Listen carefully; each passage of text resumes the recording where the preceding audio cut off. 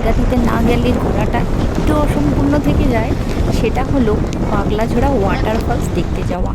শিলিগুড়ি থেকে প্রায় 30 কিলোমিটার দূরে কার্শিয়াং যাওয়ার রাস্তাতেই এই ওয়াটারফলসটিকে তোমরা দেখতে পাবে। বছরে অন্য কোনো সময় কিন্তু তোমরা এই ফলসটিকে দেখতে পাবে না। তাই বর্ষাকালে শিলিগুড়িতে আসলে অবশ্যই একবার এই জায়গাটিতে ঘুরতে এসো।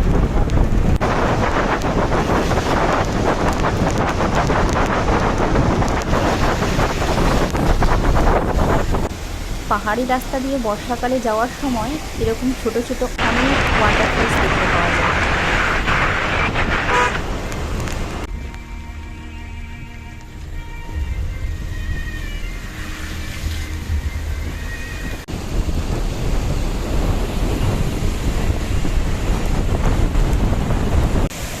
আমরা এখন চলে এসেছি পাগলাঝোড়া ওয়াটারফলসের সামনে।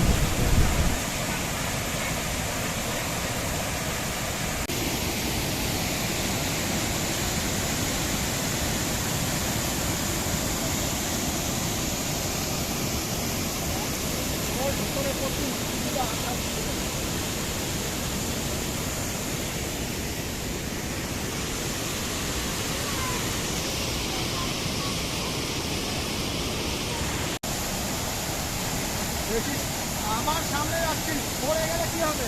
এখান থেকে দেখ না।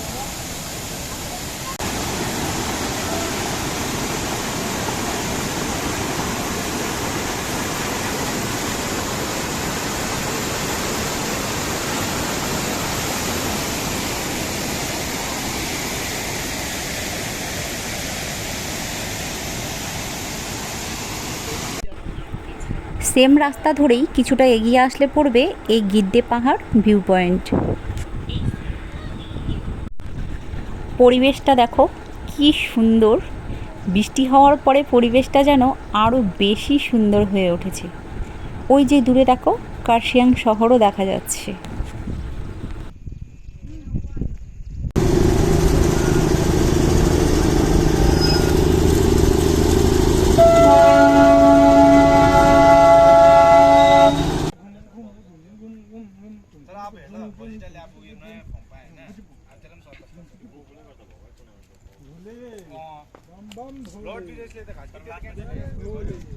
हर हर महादेव, हर हर महादेव।